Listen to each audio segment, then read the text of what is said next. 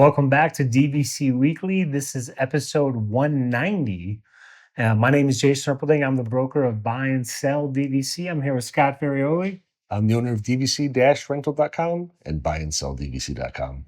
Today is September 25th, 2024. So your 11th month window from today is going to be August 25th, 2025. And the 7th month window is going to be April 25th, 2025. We're going to start with the buy and sell side of things. And I was back at Vero Beach. I was there at the same time with Scott. And then I went back the following week again. And yeah, I pretty much learned this last week. Like, you went back again.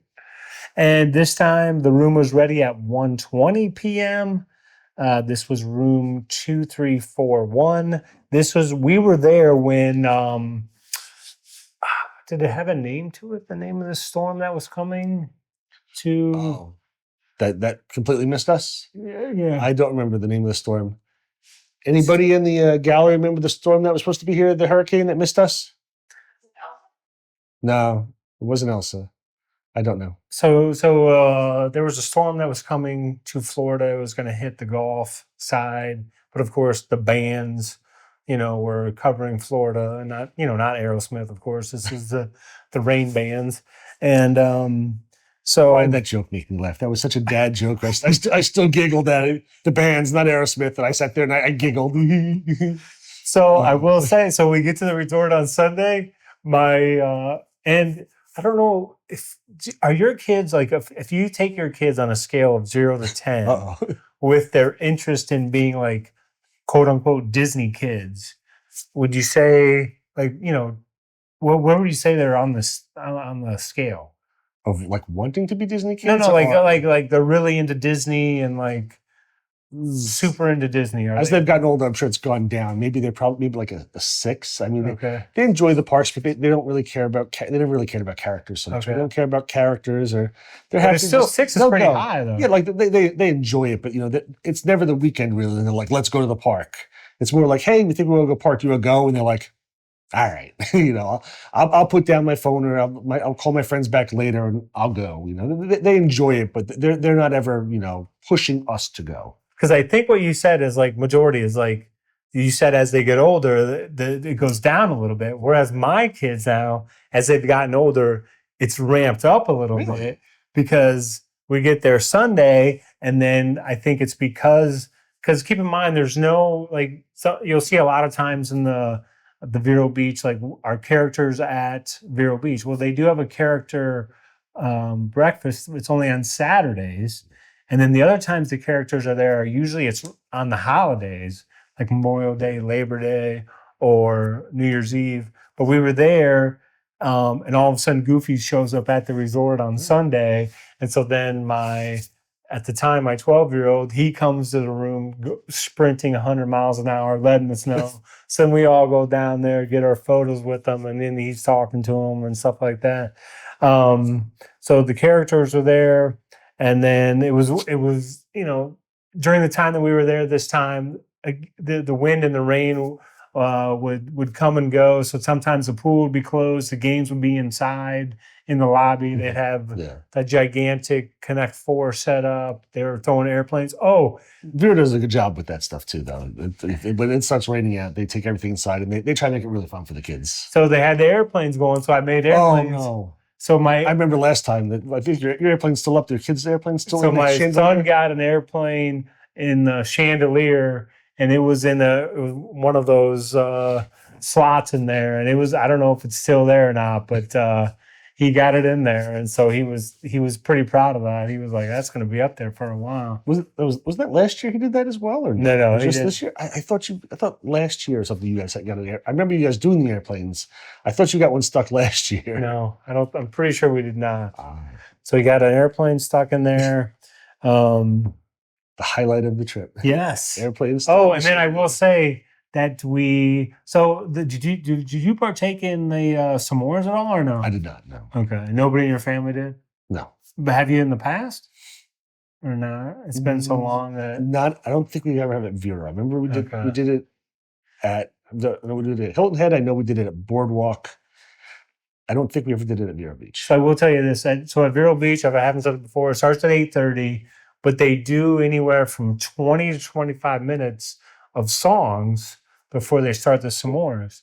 So we generally show up around 8:40, 8:48 towards the end to get ready for the s'mores. No singing with the Erpelding family. So just but keep in mind now when you go through, just to give you the skinny on this, so you line up, you get your weapon of choice, you put s'mores on there, you heat up the marshmallow however you want, then you go back in line. Oh, then you come over to the side of the line for the graham cracker and the Hershey's, right? Do they? I know in the Walt Disney World resorts, they charge you for s'mores.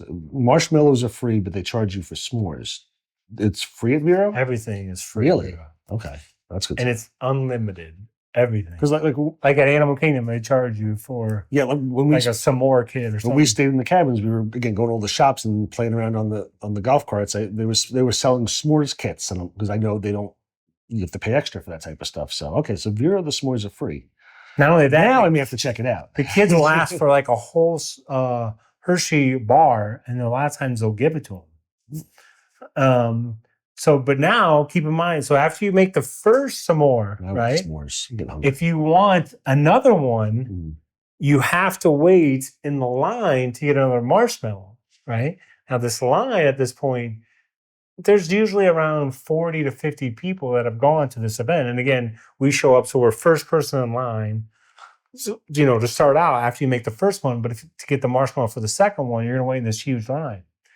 So for this week, we brought our own marshmallows. Oh.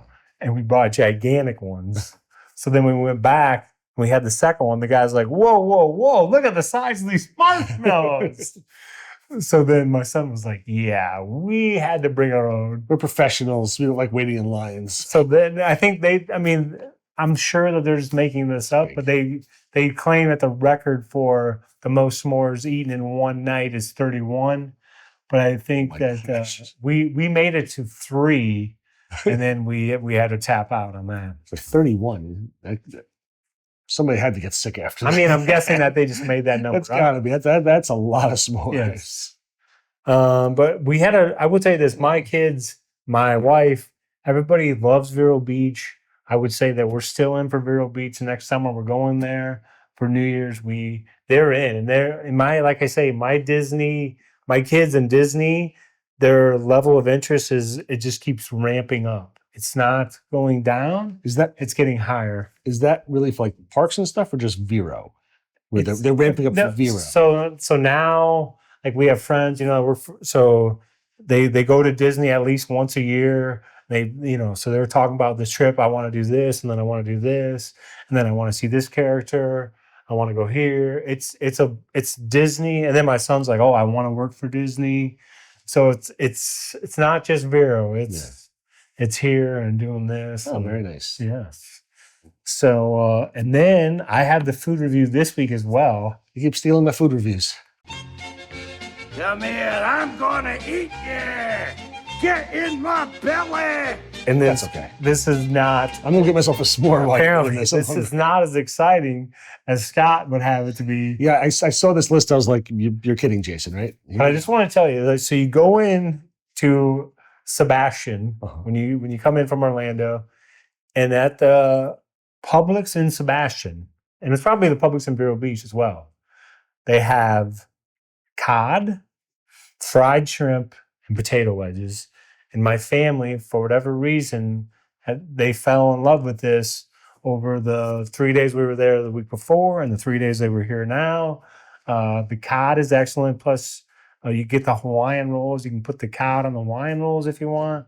Fried shrimp is excellent. Potato wedges.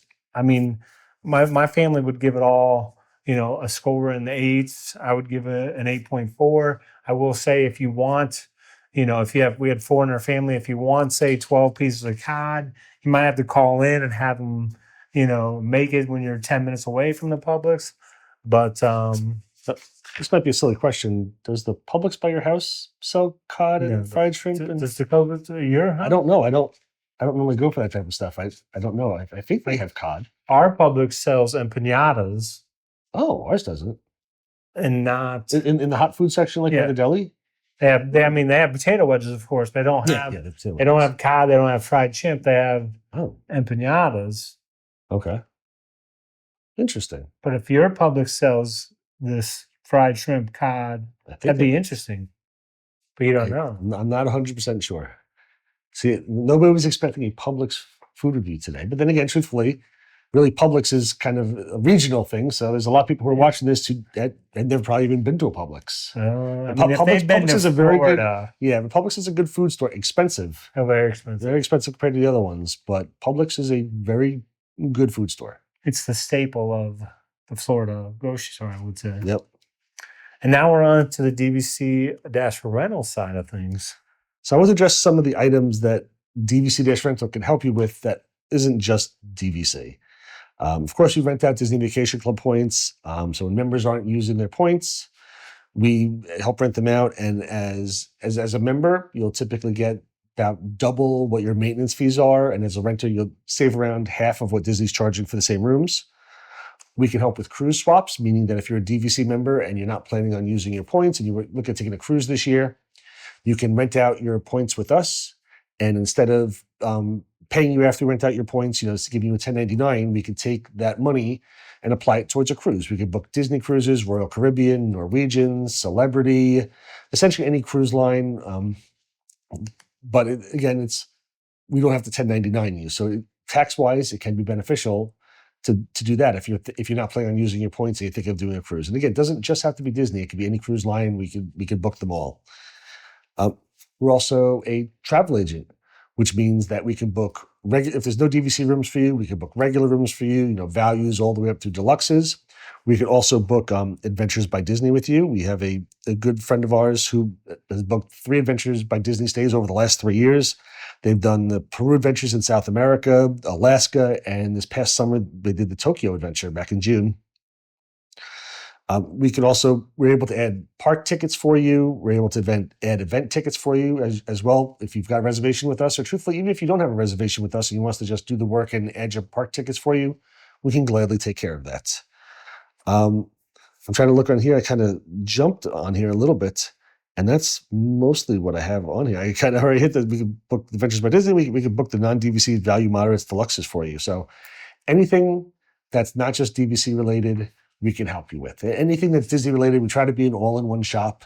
So whether you're renting points or whether you're booking a room or whether you're doing a cruise or again, not even a Disney cruise, or you need to add tickets, like if you've got to add the dining plan, anything that's Disney related to your reservation, we can help you with.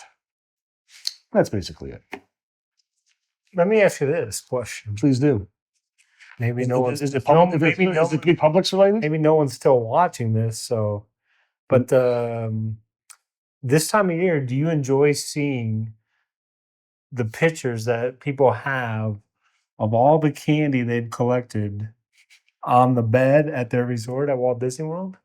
I do. For Halloween parties, I do. I normally enjoy this. It's kind of amusing to see because we've been there in the past as well, where we lay out everything like, my gosh, the bed is covered with so that's like a common trend then? Like Yep. To take that photo, to get all the candy? To show off all the candy that you've got from the Mickey's Not So Scary Halloween parties.